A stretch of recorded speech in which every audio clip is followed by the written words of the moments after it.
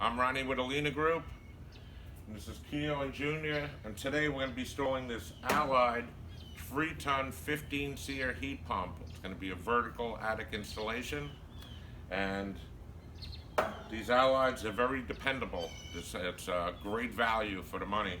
And just a little history about our company, Alina Group. Alina is my granddaughter, and ever since we changed the name when she was born to the company, we've been having great success.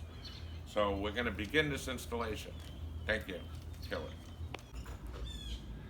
So today we're going to be swapping out this old train, this old leaky train, for this beautiful new Allied 3-ton 15-seer heat pump. So we're going to be removing this old train vertical air handler, and Keo's going to be ripping it out and placing a new Allied.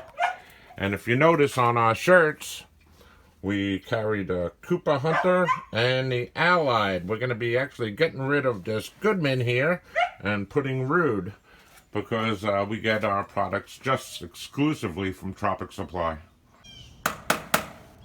We are now placing our condenser. We removed the old condenser, and we're going to start hooking this up here, and we'll get back to you. And Junior here, our apprentice, is hooking up the electrical.